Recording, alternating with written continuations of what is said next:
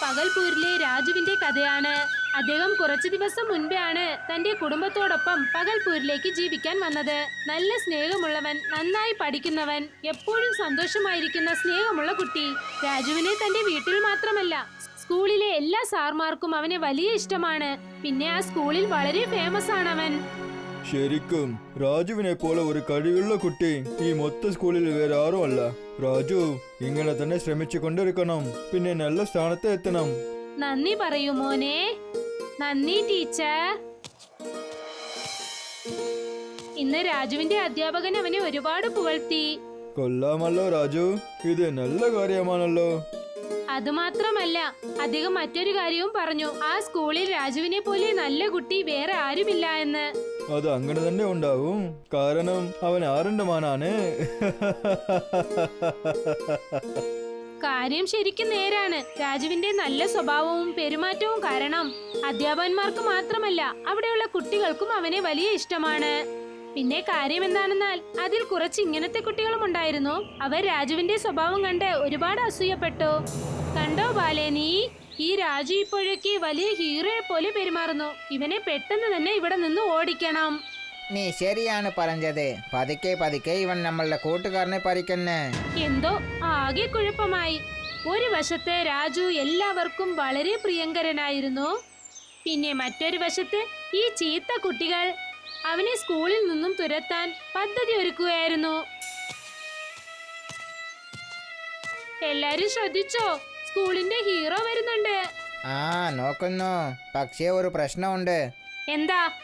നമ്മളുടെ ഹീറോ കാണാൻ കറുപ്പായിട്ടുണ്ട്.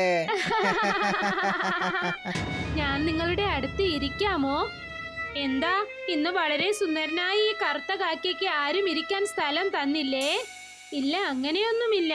ഞാൻ നിങ്ങളുടെ അടുത്ത് ഇരിക്കാൻ ആഗ്രഹിക്കുന്നു. അത് കാരണം നമ്മൾ ഫ്രണ്ട്സ് ആയിക്കാം. ഫ്രണ്ട്സോ? അതും നിന്റെ കൂടെയാണോ? ആദ്യം നിന്റെ മുഖം കണ്ണാടിയിൽ ചെന്ന് കാണ്. അതൊന്നും വേണ്ട. നിന്നെ പോലുള്ള കുട്ടികളോട് ഫ്രണ്ട്ഷിപ്പ് കൂടാൻ ഞങ്ങൾക്ക് ഇഷ്ടമല്ല. പോ, ആദ്യം ഇവിടെ നിന്ന് പോ. പാവം രാജു. എല്ലാരും സംസാരിക്കുന്നത് കണ്ട് അവന് വളരെ വിഷമമായി. പിന്നെ സങ്കടം കാരണം സ്കൂളിൽ നിന്നും അവൻ ഓടി.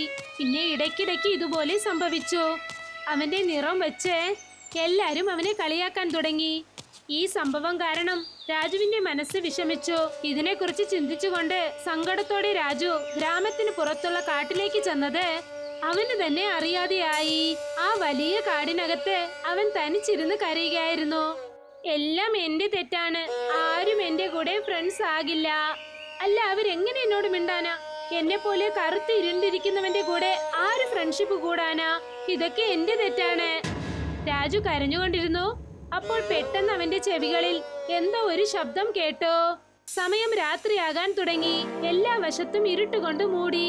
ഒപ്പം ഈ വ്യത്യസ്തമായ ശബ്ദങ്ങളും. രാജു പേടിക്കാൻ തുടങ്ങി. അവൻ തന്റെ ബാഗ് എടുത്തു. എന്നിട്ട് അവിടെ നിന്നും പുറപ്പെടാൻ ഒരുങ്ങി. അപ്പോഴാണ് അവിടെ ഒരു ചെറിയ കല്ല് വന്ന് വീണത്. രാജു ആ കല്ല് എടുക്കാനായി ചെന്നു. ആ കല്ല് പൊട്ടിത്തെറിച്ചു. അതിനകത്തു നിന്നും ഒരു വലിയ പ്രേതം പുറത്തേക്ക് വന്നു. അത് രാജുവിന്റെ മുൻപിൽ വന്നു നിന്നു. രാജുവിന് ഒന്നും തന്നെ മനസ്സിലായില്ല. ഇവിടെ നിന്നും ഓടണമെന്ന് മാത്രം വിചാരിക്കരുത്. ഇപ്പോൾ നീ എന്റെ പിടിയിൽ കുടുങ്ങിയിരിക്കുകയാണ്. ഇല്ല ഇല്ല, ഞാൻ എന്റെ വീട്ടിലേക്ക് പോകണം. എന്റെ അമ്മയെ കാണണം. ഇനി അതൊരിക്കലും നടക്കില്ല. കാരണം ഇവിടേക്ക് ആരെങ്കിലും വരികയാണെങ്കിൽ അവരെന്റെ സ്വന്തമായി മാറിയിരിക്കും. അവർക്ക് ഇവിടെ നിന്നും തിരികെ പോകാനാവില്ല. ശരി, ഞാൻ പോകുന്നില്ല. ഇത് കേട്ടതും ആ പ്രേതം ആകെ സ്തംഭിച്ചുപോയി. അതിനുശേഷം അതിശയത്തോടെ രാജുവിനോട് എന്തു ചോദിച്ചെന്നാൽ, അപ്പോൾ നിനക്ക് ഇവിടെ നിന്നും പോകാൻ ആഗ്രഹമില്ലേ? നിനക്കൊരു കാര്യം അറിയാമോ? നിന്റെ അവസ്ഥ എന്തായി മാറാൻ പോകുന്നുവെന്ന്? നിങ്ങൾ എന്നെ കൊല്ലാൻ പോവുകയാണോ? ശരി, എനിക്ക് ജീവിക്കാൻ ആഗ്രഹമില്ല. രാജു ഇങ്ങനെ പറഞ്ഞത് കേട്ട് ആ പ്രേതം അതിശയിച്ചു പോയി. ഇത്രയും ചെറിയ കുട്ടി എന്തിനാ മരിക്കാൻ ആഗ്രഹിക്കുന്നേ? അങ്ങനെ എന്താണ് സംഭവിച്ചിരിക്കുക? രാജുവിന്റെ കഷ്ടം കണ്ടിട്ട് ആ പ്രേതത്തിന്റെ കണ്ണുകളും നിറയാൻ തുടങ്ങി. അതിന് താങ്ങാനായില്ല. നിന്റെ പേരെന്താണ് മോനെ? എന്റെ പേര് രാജു. എന്റെ വീട് പകലാപൂരാണ്. എന്റെ അച്ഛനും അമ്മയ്ക്കും ഞാൻ ഒരേ മകനാണ്. ഞാൻ നല്ല കുട്ടിയാണ്. അങ്ങനെയാണെന്ന് എന്റെ ടീച്ചേഴ്സ് ഒക്കെ പറയും. എന്നാൽ പറയൂ, ഇത്രയും നല്ല ഗുണമുള്ള കുട്ടി കരയാനുള്ള കാരണം എന്താണ്? കാരണം നല്ല ഗുണം മാത്രം പോരല്ലോ, എന്റെ ഈ കളർ കാരണം എല്ലാരും എന്നെ കളിയാക്കുന്നു. ആരും എന്റെ കൂടെ ഫ്രണ്ട് ആകുന്നില്ല. എന്റെ ക്ലാസ്സിലെ ചീത്ത കുട്ടികളൊക്കെ എന്നെ ഒരുപാട് കളിയാക്കുന്നു. എന്നെ അവർ കളിയാക്കി ചിരിക്കുകയാണ്. പക്ഷെ നിന്റെ അച്ഛനും അമ്മയും നിന്നെ സ്നേഹിക്കുന്നുണ്ടല്ലോ. ഒരുപക്ഷെ നിന്നെ കണ്ടില്ല എങ്കിൽ അവരൊരുപാട് വിഷമിക്കുമല്ലോ. ഇല്ല ഇല്ല ഇല്ല, നീ ഒരിക്കലും അങ്ങനെ ചിന്തിക്കാൻ പാടില്ല. ഒന്ന് ചെയ്യാം, ആ സ്കൂളിലെ ചീത്ത കുട്ടികൾക്ക് നല്ലൊരു പാഠം പഠിപ്പിക്കാം. അതിനായി നിന്നെ എനിക്ക് സഹായിക്കാനാകും. യഥാർത്ഥത്തിൽ നിങ്ങൾ അങ്ങനെ ചെയ്യുമോ? നിങ്ങൾക്ക് എന്നെ സഹായിക്കാനാകുമോ? അങ്ങനെയാണെങ്കിൽ നിങ്ങൾ എന്റെ ഫ്രണ്ടാണ് അല്ലേ? അതെ, ഇനി നമ്മൾ കൂട്ടുകാരാണ്. സംഭവിച്ചതൊക്കെ സംഭവിച്ചു. പക്ഷെ അവസാനം രാജുവിന് ഒരു നല്ല ഫ്രണ്ടിനെയും കിട്ടി. രാജുവിനും പ്രേതത്തിനും ഫ്രണ്ട്ഷിപ്പ് ഉണ്ടായി. പക്ഷെ വീടിന്റെ അവസ്ഥ മോശമായി. രാജുവിന്റെ സ്കൂളിൽ നിന്നും രാജുവിന്റെ അമ്മയ്ക്ക് എന്തു മനസ്സിലായെന്നാൽ രാജു സ്കൂളിലേ ഇല്ല എന്ന്. അതായത് അവൻ സ്കൂളിൽ നിന്നും ഓടിപ്പോയെന്ന്. അതുകൊണ്ട് അവന്റെ അച്ഛനും അമ്മയും ഒരുപാട് വിഷമിച്ചു. എന്റെ രാജു എവിടേക്കായിരിക്കും പോയിരിക്കുക? ഇവിടെ നോക്ക്, നീ ഒന്നും വിഷമിക്കല്ലേ. അവൻ ഇങ്ങനെ അടുത്താണ് എങ്ങോട്ടാവും ഉണ്ടാവുക. നീ ഒന്നും വിഷമിക്കണ്ട, ഞാൻ അവനെ ചെന്ന് കൂട്ടിക്കൊണ്ടുവരാം. ചെന്ന് നമ്മുടെ രാജു എവിടെയാണെങ്കിലും വേഗം വിളിച്ചുകൊണ്ടുവരൂ. പാവം, അവൻ എവിടെയാണോ എന്തോ. രാജുവിന്റെ അച്ഛൻ അവനെ തേടാനായി പുറപ്പെടുകയായിരുന്നു. അപ്പോൾ രാജു അവിടെ എത്തി. അമ്മേ, രാജു, അമ്മേ. പെട്ടെന്ന് രാജു മുൻപിൽ വന്ന് നിൽക്കുന്നത് കണ്ടിട്ട് എല്ലാവർക്കും സന്തോഷമായി. രാജുവിനെ കെട്ടിപ്പിടിച്ചതും അമ്മയ്ക്ക് സമാധാനമായി. പക്ഷെ രാജു ഇങ്ങനെ ചെയ്തതിന് കാരണം എന്താണ്? വീട്ടിലുള്ളവരുടെ മനസ്സിൽ ഒരു ചോദ്യം ഉണർന്നു. രാജുവിന്റെ അമ്മ അതിന്റെ കാരണം അവനോട് ചോദിച്ചപ്പോൾ ഒരു കള്ളം പറഞ്ഞ് അവൻ സംസാരം മാറ്റി. അതിനുശേഷം രാജു കഴിച്ചിട്ട് വളരെ സമാധാനമായി കിടന്നുറങ്ങി. രാജുവിന്റെ ഈ സമാധാനം കണ്ട് പ്രേതത്തിനും സന്തോഷമായി. അടുത്ത ദിവസം രാജു തന്റെ ഫ്രണ്ട് പ്രേതത്തിനോടൊപ്പം സ്കൂളിലേക്ക് പുറപ്പെട്ടു. ഇന്ന് സ്കൂളിൽ എന്താണ് ഉണ്ടാവുക എന്ന് അവൻ ഒട്ടും തന്നെ അറിയില്ല. രാജു സ്കൂളിലേക്ക് ചെന്നതും അവൻ ശ്രദ്ധിച്ചു, ആ ചീത്ത കുട്ടികൾ അവന്റെ അടുത്തേക്ക് വന്നു. എത്ര ധൈര്യമുണ്ടെങ്കിൽ നീ തിരികെ ഇവിടേക്ക് വരും? ഇവൻ ഇങ്ങനെയൊക്കെ പറഞ്ഞാ കേട്ടില്ല. നമ്മൾ ഇവനക്ക് പാഠം പഠിപ്പിച്ചേ പറ്റുള്ളൂ. അവരെല്ലാരും ഓരോരുത്തരായി അവന്റെ അടുത്തേക്ക് വന്നു. അപ്പോൾ ആരോ ചിക്കിയുടെ ചെവിട്ടത്ത് നല്ലൊരു അടി കൊടുത്തു. ആ, നിനക്ക് എത്ര ധൈര്യമാണ്? നീ എന്റെ ചെവിട്ടത്ത് അടിച്ചു അല്ലേ? പക്ഷെ ഞാനൊന്നും ചെയ്തില്ലല്ലോ. ഇവൻ ശരിയാണ് പറയുന്നത് ചിക്ലി. ഇവന്റെ അടുത്ത് അത്രയും ധൈര്യമല്ല. എന്നാൽ എന്റെ ചെവിട്ടത്ത് അടിച്ചത് ആരാണ്?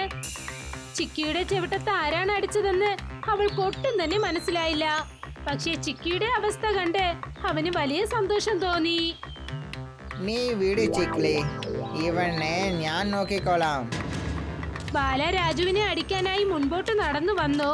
പ്രേതം അവന്റെ പാന്റിൽ പിടിച്ച് അവനെ കാറ്റത്ത് പറപ്പിച്ചു. ബാല കാറ്റത്ത് പറക്കുന്നത് കണ്ടിട്ട് ചിക്കിക്ക് തന്റെ കണ്ണിനെ വിശ്വസിക്കാനായില്ല. പേടിച്ച് അവൾ അവിടെ നിന്നും ഓടാനായി ഒരുങ്ങി. അപ്പോൾ ആ പ്രേതം അവളെയും പിടിച്ച് കാറ്റത്ത് പറപ്പിച്ചു. ഇതെല്ലാം കണ്ടിട്ട് രാജു ഭയങ്കരമായി ചിരിക്കാൻ തുടങ്ങി. ദേ നോക്ക്, ചിരിക്കല്ലേ, നിർത്ത്. ആ, ഞങ്ങൾക്ക് അറിയാം ഇതൊക്കെ നീയാണ് ചെയ്തുകൊണ്ടിരിക്കുന്നത്. ഇപ്പോൾ ഞങ്ങൾക്ക് എന്താണ് നടക്കുന്നത്? നീ എങ്ങനെയാ ഇതൊക്കെ ചെയ്യുന്നത്? എത്ര ധൈര്യമുണ്ടെങ്കിൽ നിങ്ങൾ രാജുവിനെ ആവശ്യമില്ലാതെ ശല്യം ചെയ്യും. അവന്റെ കളറിനെ പറഞ്ഞ് നിങ്ങൾ അവനെ കളിയാക്കുമോ? ഇത് ആരാണ് സംസാരിക്കുന്നത്? ആരാണ് സംസാരിക്കുന്നത് എന്നതല്ല പ്രധാനം. ഇതിനുശേഷം നിങ്ങൾ രാജുവിനെ ഏതെങ്കിലും വിധത്തിൽ ശല്യം ചെയ്തെന്ന് വെച്ചോളൂ. അവന്റെ കളറിനെ കുറിച്ച് പറഞ്ഞു കളിയാക്കിയാലുണ്ടല്ലോ, പിന്നെ നിങ്ങളുടെ അവസ്ഥ ഇതിനേക്കാളും മോശമായേക്കും. മനസ്സിലായോ? ഞങ്ങൾക്ക് മനസ്സിലായി. ശരി, ഇപ്പോൾ നിങ്ങൾ എല്ലാവരുടെ മുൻപിൽ വെച്ച് രാജുവിനോട് മാപ്പ് ചോദിക്കൂ. പ്രേതം പേടിപ്പിച്ചത് കാരണം ചിക്കിയും ബാലയും ആകെ പേടിച്ചുപോയി. അവർ ക്ലാസ്സിൽ എല്ലാവരുടെ മുൻപിലും അവരുടെ തെറ്റ് സമ്മതിച്ചു. രാജുവിനോട് മാപ്പ് ചോദിച്ചു. ഇത് കണ്ടിട്ട് രാജു സന്തോഷിതനായി. എന്നിട്ട് അവൻ മാപ്പ് നൽകി. ഇപ്പോൾ പ്രേതത്തിനും പുറപ്പെടേണ്ട സമയമായി. അപ്പോൾ നിങ്ങൾ ശരിക്കും പോവുകയാണോ? അതെ, യമധർമ്മൻ എനിക്ക് നൽകിയ ജോലി മോശമായവരെ നശിപ്പിക്കാൻ പറഞ്ഞു. അത് ഞാൻ ചെയ്തേ തീരൂ. പിന്നെ പ്രേതം അവിടെ നിന്നും പുറപ്പെട്ടു പോയി.